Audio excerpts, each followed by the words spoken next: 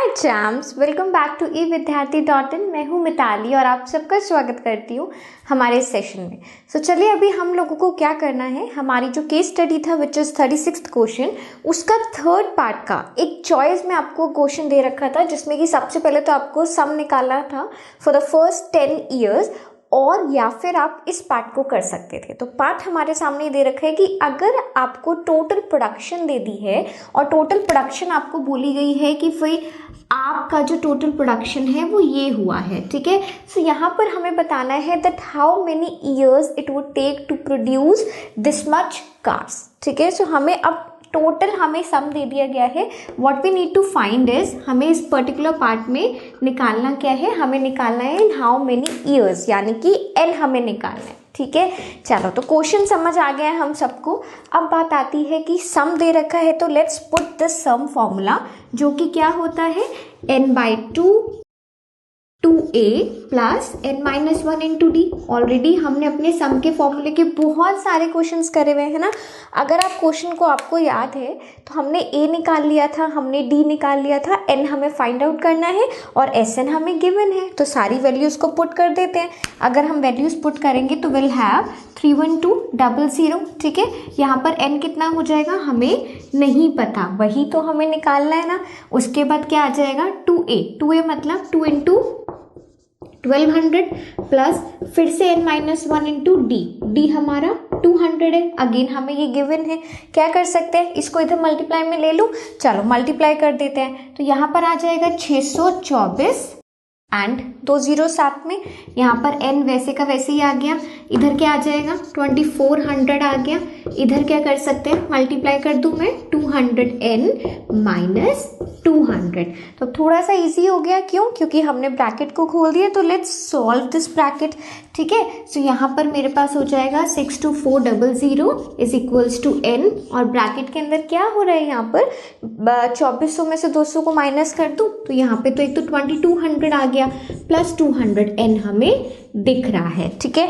अब हमें क्या दिख रहा है, अगर हम n की मल्टीप्लाई करते हैं अपने ब्रैकेट से, we are going to have a quadratic equation, बनेगी ना। कोई बात नहीं, क्वाड्रेटिक बना देते हैं। तो कैसे बनेगी, let's see what we people will have is 32400 is equals to, आप देखो क्या आने वाला है, 22 को मैं किससे मल्टीप्लाई करूंगी, इस वाले से, तो 2200n, और उसके बाद 200 को भी हम मल्टीप्लाई करेंगे, it's going to B 200n², ठीक है।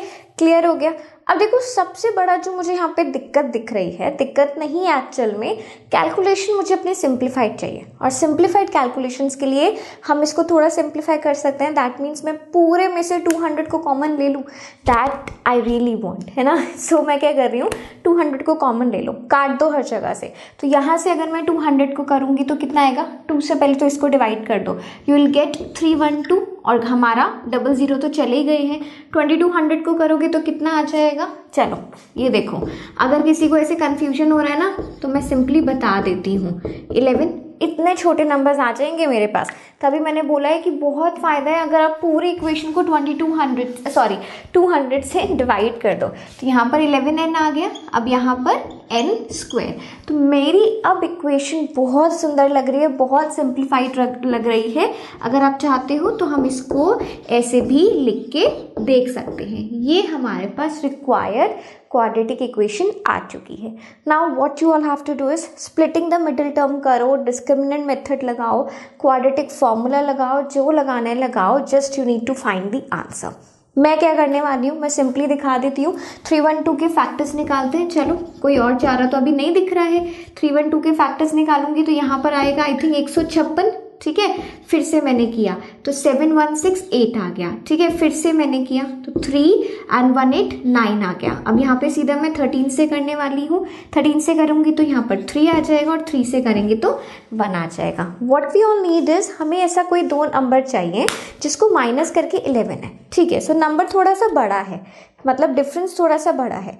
तो what I am going to do is 13 को भी छोड़ते हैं, क्योंकि 13 से अगर किसी का भी मल्टीप्लाई करूंगी तो बाकी का कोई नंबर इतना बड़ा नहीं आ सकता कि 11 का डिफरेंस क्रिएट कर दे। So what I am going to do is मैं 13 को भी छोड़ती हूँ, 3 को 2 से करते हैं, 3 2 ज़ा 6, 6 2 ज़ा 12, 12 2 ज़ा 24। अरे बात हो गई है, 24 में से 13 को माइनस कर दो, काम खत्म। ठीक है, सो मेरे पास मेरे फैक्टर्स भी आ गए हैं। n स्क्वायर में 24n minus 13n minus 312 is equals to 0। यहाँ पर इसको साइड कर देते हैं, n को यहाँ से कॉमन लेते हैं तो ये हो जाएगा n प्लस 24 माइनस 13 को यहाँ से कॉमन लेते हैं, यहाँ पर भी हो जाएगा n प्लस 24 इक्वल्स टू 0। तो n प्लस 24 एक फैक्टर बना एंड n माइनस 13 एक फैक्टर बना। क्लियर हो गया? क्वेश्चन का आंसर भी आ गया है। n हमारे पास दो तरीके का आया है, एक आया है -24, एक आया है 13। एंड यू नो n हमने क्या निकाला है, these are the number of terms, है ना। So number of terms can not be negative, that is why n is going to be, that means कि यू हैव टू प्रोड्यूस कितना, मतलब 13 साल में जो 13th ईयर होगा वहाँ पर जाकर अगर आप अपनी प्रोडक्शन देखोगे according to the giving rate, जो भी जिस भी रेट से आप इंक्रीमेंट दिखा रहे हो, दे रहे हो, that is going to be 3000, कितना है 3,12,100, ठीक है 31,200। मैं लाख में पता नहीं बार बार क्यों पहुँच जाती हूँ, मुझे लग रहा होता है कि ये बहुत ही कम है। चलिए जोक्स अपार्ट, तो यहाँ पर हमारा आंसर भी आ गया है। ठीक है, सो अब आप चाहे तो कोई भी पार्ट देखो, केस स्टडीज़ में आपको क्या दिखाया गया है, केस स्टडीज़ में तीनों केस स्टडीज़ आपकी कंपलसरी हैं, बट आपको इंटरनल चॉइस गिवन है। So that is a good part, किसी को जो अच्छा लगता है वो अटेम्प्ट कर सकता है। ठीक है, चलिए हम लोग मूव करते हैं with the second 2 case studies, and up till then everyone keep learning, bye bye.